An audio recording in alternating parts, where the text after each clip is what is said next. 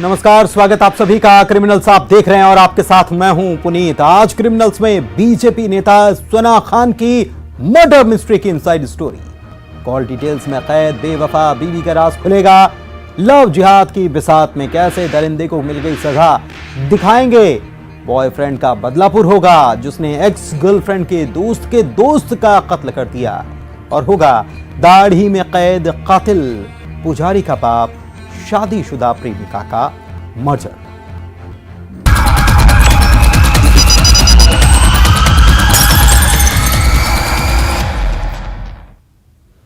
BJP नेता सना खान पिछले 10 दिन से लापता थी, जो 2 अगस्त को नागपुर से जबलपुर आई। ढाबा संचालक अमित साहू से मिलने गई, जिसने आखिरी बार अपने बड़े भाई से कहा था, भाई मुझे अनसेफ लग रहा है। और 10 दिन के बाद गुमशुदगी का राज खुला। बीजेपी नेता सना खान की हत्या हुई है। आखिर क्यों हुआ था कत्ल? मर्डर की इनसाइड स्टोरी देखिए।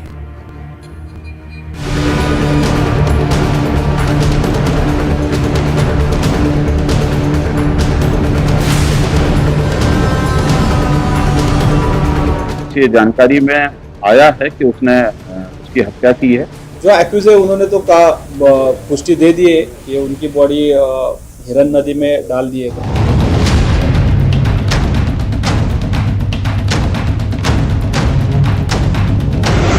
बीजेपी नेता सना खान का मर्डर।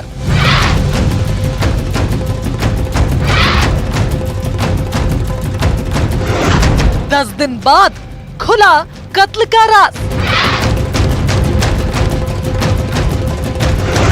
वो आखिरी कॉल, भाई मुझे अनसेफ लग रहा है।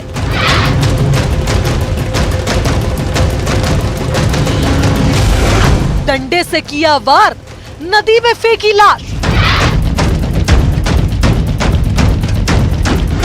झगड़े, लेन देन में कैद, कत्ल का राज। पिछले 10 दिनों से बीजेपी नेता सना खान का कोई सुराग नहीं मिला। पिछले 10 दिनों से ना तो घर वालों से सना का कोई कांटेक्ट हुआ, ना ही उसके बारे में परिवार को पता चला। बीजेपी नेता सना खान के घर वाले ढाबा संचालक अमित साहू पर हत्या का इल्जाम लगा रहे हैं। और सना खान की मिसिंग मिस्ट्री में 10 दिन बाद हुआ दिल दहलाने वाला खुलासा। बीजेपी नेता सना खान की हत्या हुई थी। कातिल निकला ढाबा संचालक अमित साहू। अमित साहू उर्फ पप्पू जो है आज जबलपुर पुलिस को मिला, क्योंकि उसकी लगातार 4 अगस्त से हम तलाश कर रहे थे, जो कि आज गोरा बाजार में जो जिंदास कॉलेज है उसके आगे वो उसको हिरासत में लिया गया। और हिरासत के पश्चात नागपुर पुलिस और जबलपुर पुलिस के गोरा बाजार के थाना प्रभारी लगातार पूछताछ उनसे लगातार की है। इसी जानकारी में आया है कि उसने उसकी हत्या की है। जो एक्यूज है उन्होंने तो कहा, पुष्टि दे दी है कि उनकी बॉडी हिरन नदी में डाल दी है। तारीख 2 अगस्त और तारीख 11 अगस्त, इन 10 दिनों के बीच इस मिसिंग मिस्ट्री का राज कैद था। 2 अगस्त को नागपुर से जबलपुर बस से बीजेपी नेता सना खान आई थी। सना खान महाराष्ट्र के नागपुर में बीजेपी अल्पसंख्यक मोर्चा की महामंत्री थी।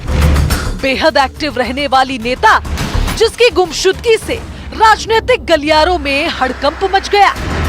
4 अगस्त को नागपुर पुलिस यहाँ आई थी और उन्होंने ये प्रकरण बताया था कि हमारे यहाँ से 1 अगस्त को एक अपराध पंजीबद्ध हुआ है और जिसकी लोकेशन हमको जबलपुर में मिल रही है। और उन्होंने एक घर आइडेंटिफाई किया था कि इस घर के आसपास हमारी लोकेशंस है। उनकी रिक्वेस्ट पर जबलपुर पुलिस ने उनकी मदद की और मदद के पश्चात जो घर उन्होंने बताया था उसका तलाशी ली और तलाशी के पश्चात जो नेक्स्ट कार्रवाई होती है उस कार्रवाई को उनको सपोर्ट किया। दरअसल 2 अगस्त को सना ने अपने घर वालों को कॉल करके कहा था कि उसे अनसेफ लग रहा है। ये डर अमित साहू के वजह से था। जी, मेरी जो सिस्टर है वो 1 तारीख को नागपुर से निकले थे जबलपुर आने के लिए। रात में बस में बैठे, यहाँ जब मॉर्निंग में पहुँचे तो उन्होंने हमको फ़ोन करके बताया कि वो जबलपुर में पहुँच गए हैं, राजूला टाउन में, अमित साहू की तरफ में। वहाँ पे पहुँचने के बाद उन्होंने एक बार फिर से हमें कॉल किया 7 बजे करीब कि ठीक है, यहाँ पे बोले ठीक है, मतलब लाइक इनसे मेरा झगड़ा हो रहा है, ठीक है, हमें को थोड़ा सा अनसेफ फील लग रहा है, ठीक है, ऐसा उन्होंने बताया हमको, ठीक है। पर उनका नॉर्मल चल रहा था, हमको लगा नॉर्मल है। तो मुझसे बात नहीं हुई थी, बड़े भैया से बात हुई थी जो घर पे थे। अमित साहू जबलपुर में ढाबा संचालक है, जिससे मिलने सना खान 2 अगस्त को गोरा बाजार थाना इलाके के राजुल टाउनशिप आई थी। दोनों के बीच लड़ाई झगड़ा हुआ। पुलिस की माने तो डंडे से वार करके सना खान की हत्या की गई और फिर लाश को आरोपी अमित साहू ने हिरण नदी में फेंक दिया। हत्या का कारण भी आपस का झगड़ा, कुछ पैसे का झगड़ा, कुछ अभद्र भाषा का झगड़ा के आते ही उन्होंने उसको अभद्र भाषा में बात की और झगड़ा कुछ हुआ है उनमें और डंडे से उसको चोट मारना बताया है उसने। और उसको फिर ले जा करके रात्रि को जो बेलगड़ा थाना है उसके पास मेरे गांव के पास एक हिरण नदी के पुल पे से उसने फेंकना बताया है, ऐसा उसका कहना है। सना खान और अमित साहू का मैरिज सर्टिफिकेट भी सामने आया था। सना के घर वालों को जबलपुर आकर इस शादी के बारे में पता चला। यहाँ पर आने के बाद हमें पता चला यहाँ पे कि उनने शादी किया है दीदी से, और वो भी कुछ 2-3 महीने 4 महीने पहले शादी किया है। और उसमें जब शादी भी किया तो उन्होंने डॉक्यूमेंट सारे फर्जी लगाया है। एक्यूज है अमित साहू करके, उसको भी हमने ताबे में ले लिया है। उसको जो एक साथीदार उसने हेल्प की उसमें, तो वो भी ताबे में ले लिया है। और जो और एक साथीदार है तो उसका ये शोध शुरू है। 10 दिन बाद बीजेपी नेता सना की हत्या का राज खुला। लेन देन और झगड़ा इस कत्ल की वजह था। नागपुर से रवि कुलकर्णी और जबलपुर से पवन पटेल के साथ bureau report, news 18, Madhya Pradesh, Chhattisgarh. कत्ल की ये अजीबोगरीब मिस्ट्री है। एक शख्स जो खटिया पर सोने के लिए गया लेकिन उसके बाद उठा ही नहीं। सोते सोते ही मौत उसे आ गई। मृतक के घर वालों ने किसी पर शक जाहिर नहीं किया। जिन्हें लगा कि ये स्वाभाविक मौत है, लेकिन जब पोस्टमार्टम हुआ तो उससे खुलासा हुआ कि ये तो हत्या का मामला है। कातिल उसी घर में मौजूद था। कत्ल की मास्टरमाइंड निकली एक महिला, जिसका राज खोला कॉल डिटेल्स में।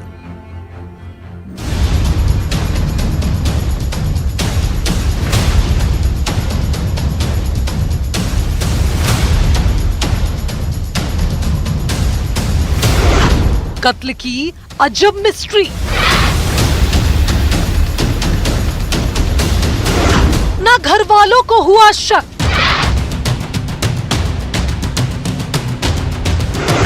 ना जिस्म पर चोट के निशान।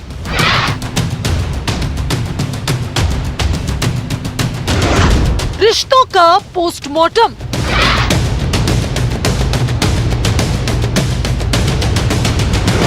कॉल डिटेल्स में कैद बेवफा बीवी। कत्ल की ये वो वारदात है जिसमें मरने वाले शख्स के घर वालों को शक ही नहीं हुआ कि जिसे वो इलाज के लिए लेकर आए हैं उसकी हत्या हो चुकी है। इंदौर के बाणगंगा थाना इलाके के बरदरी काकड़ का रहने वाला कनीराम खटिया पर सो रहा था, जो उसके बाद उठा ही नहीं। इलाज के लिए जिसे अस्पताल ले जाया गया, जहां डॉक्टरों ने कहा कनीराम जिंदा नहीं है। मृतक कनीराम के घर वालों ने कोई शक जाहिर नहीं किया। सबको यही लगा कि कनीराम की मौत स्वाभाविक है, लेकिन सोते सोते वो कैसे खामोश हो गया। ये एक बाणगंगा क्षेत्र में 14 जुलाई को एक मर्ग दर्ज किया गया था। इसमें परिजन मृत अवस्था में मृतक कट्टू उर्फ कनीराम की डेड बॉडी को अरविंदो लेके गए थे और वहाँ उनका पीएम भी हुआ था। और प्रथम दृष्टया ऐसी कोई शरीर पे चोटें नहीं थी और परिजनों के द्वारा भी कोई शंका जाहिर नहीं की गई थी। पुलिस अभी किसी नतीजे पर नहीं पहुंची थी। पोस्टमार्टम रिपोर्ट का इंतजार था, जिससे मौत का सच सामने आ सके। और जो सच सामने आया वो हैरान करने वाला था। कनीराम की हत्या हुई थी, घर में ही उसका कत्ल हुआ था, लेकिन जिस्म पर कोई चोट के निशान नहीं थे। लेकिन पोस्टमार्टम रिपोर्ट से ये बात साफ हुई कि ये हत्या का केस है। सिर पर चोट लगी थी, लेकिन ये चोट घर वालों को नजर नहीं आई। उसी में जब पीएम रिपोर्ट प्राप्त हुई मृतक की, तो उसमें हेड इंजरी थी उनको हार्ड एंड ब्लड ऑब्जेक्ट से, और उस आधार पर संदेह उत्पन्न हुआ कि इसमें मृत्यु जो है ये चोटों के आधार पर होना पाई गई। उसी के आधार पे जो मृतक के परिजनों को पुनः तलब किया गया और उनसे पूछताछ की गई। कनीराम के साथ मारपीट की गई थी। अब वो हमलावर कौन है?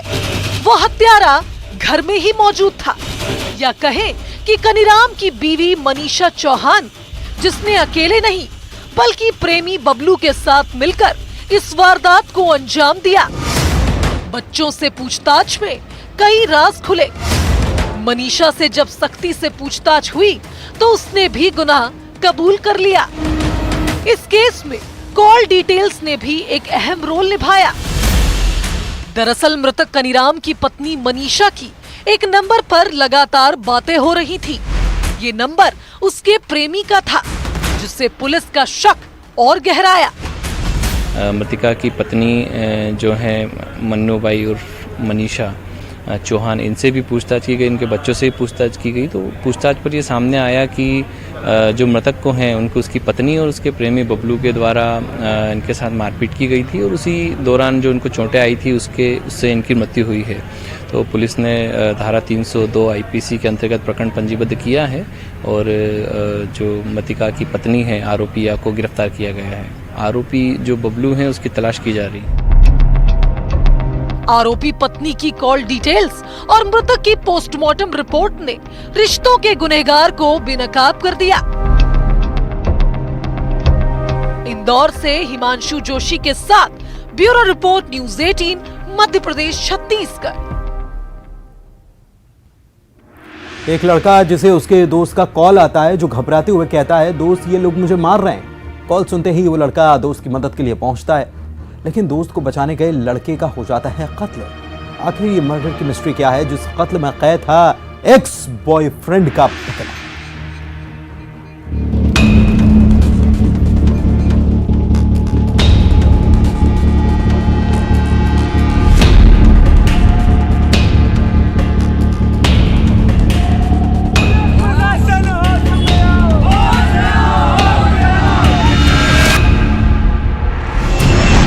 गर्लफ्रेंड के लिए मर्डर,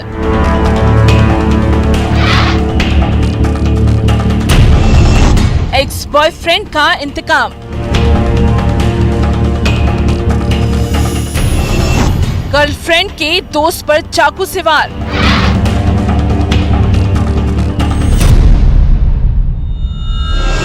वो दोस्त को बचाने आया, हो गया खामोश।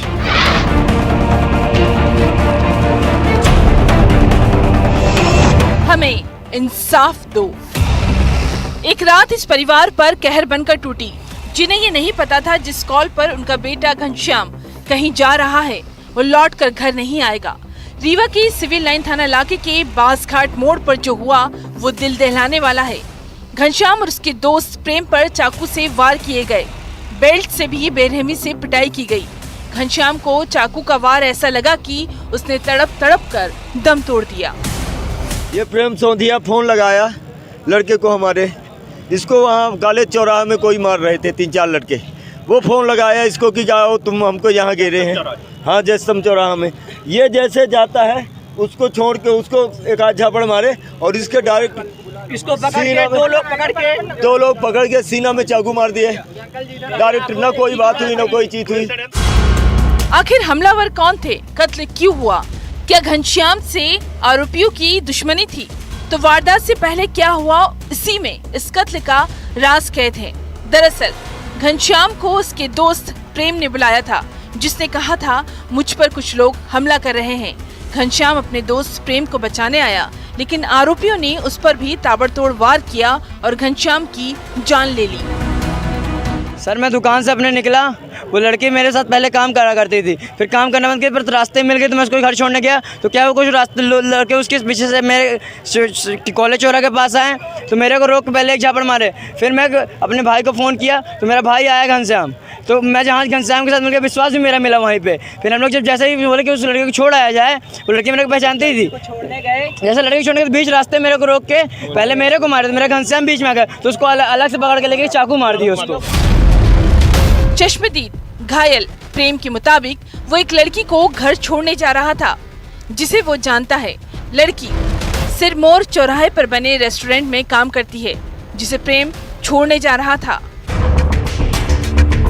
इसी बीच रास्ते में लड़की का एक्स बॉयफ्रेंड मिला, विवाद करने लगा। उसके बाद बांसघाट मोड़ पर अपने साथियों के साथ पहुंचा और हमला कर दिया। इस वारदात में प्रेम भी घायल हुआ है। 3 लड़के थे सर, एक अमन गुप्ता था, एक सोनू सिंह था और एक अरे क्या नाम था एक ठुका राजेश तिवारी उर्फ गोलू। ये सब गांव के हैं। अरे कहाँ, इधर के लाल गांव के। मृतक के परिवार वाले इंसाफ मांग रहे हैं, सवाल कर रहे हैं आखिर उनकी बेटी को किस गुनाह की सजा मिली। इनके घर में बुलडोजर चलाया जाए और फांसी की सजा दी जाए इनको, जैसे हमारे लड़के को हुआ है ऐसे इनको भी हो। आरोपियों का ये इंतकाम एक्स बॉयफ्रेंड का बदला दिल दहलाने वाला है, जिसने एक घर का चिराग बुझा दिया। सतना से शिवेंद्र सिंह बघेल के साथ bureau report, news 18 Madhya Pradesh Chhattisgarh. इंतकाम, हैवानियत, बदला और बेरूपी, ये सारी बातें उन हत्यारों पर फिट बैठती हैं जिन कातिलों ने महिला की चाकू से करीब 25 से ज्यादा वार करके मौत के घाट उतार दिया। जिन कातिलों में से एक आरोपी ने महिला का गेटअप लिया था, लेकिन सफेद सलवार और दाढ़ी ने हत्यारे का राज खोल दिया।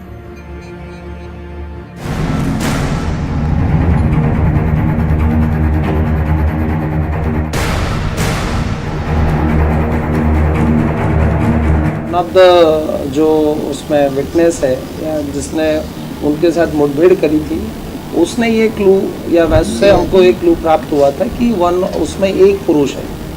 तो फिर प्रश्न ये था कि पुरुष महिला की ड्रेस में क्यों है।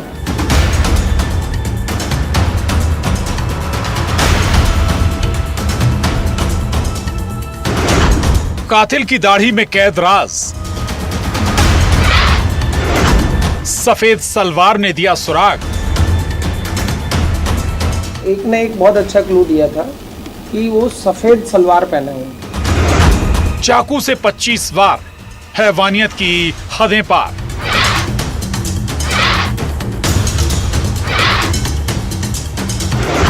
महिला का बेरहमी से कत्ल।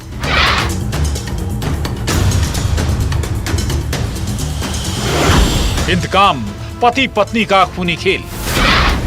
ऐसी हैवानियत, ऐसा वहशीपन कि शैतान भी खौफजदा हो जाए।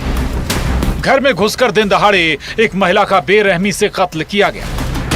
चाकू से 1-2 नहीं बल्कि 25 से ज्यादा बार वार किए। ये वारदात इंतकाम की कहानी को बयां कर रही थी। भोपाल के छोला थाना इलाके के लीलाधर कॉलोनी में प्रीति शर्मा की दिन दहाड़े हत्या की गई थी, जिस केस की तहकीकात में पुलिस के हाथ खाली थे। बस सुराग यही था कि कातिल सलवार सूट पहनकर आए थे, चेहरे पर नकाब था, हाथ में ग्लव्स, चाकू लहराते हुए चले गए थे। जिस तरह से चश्मदीदों ने पुलिस को ये बात बताई, उससे पहली ही नजर में ये लगेगा कि इस कत्ल के पीछे 2 महिलाओं का हाथ है। लेकिन ये कहानी जरा अलग थी। हत्यारा सलवार सूट पहनकर आया था। एक आरोपी महिला है तो दूसरा एक आदमी जो महिला का गेटअप लेकर आया था सलवार सूट पहनकर। सीसीटीवी फुटेज और आदि ट्रैक करके उनको ट्रेस किया है। और चूंकि आरोपी जो है नकाबपोश थे, कुछ इस तरह का हुलिया बनाए हुए थे कि पहचान में नहीं आ रहे थे, लेकिन कुछ संदेह के आधार पे 2 लोगों को डिटेक्ट किया है। बस यही हत्यारों की चाल उन पर उल्टी पड़ गई। महिला का गेटअप आखिर कातिल ने क्यों लिया? इसी बीच पुलिस को यह खबर भी लगी थी कि हत्यारे की दाढ़ी है। इसी बात से पुलिस को शक हुआ। इस केस में एक आदमी भी शामिल है। अब और इसी के साथ क्रिमिनल्स में बस इतना है। नमस्कार।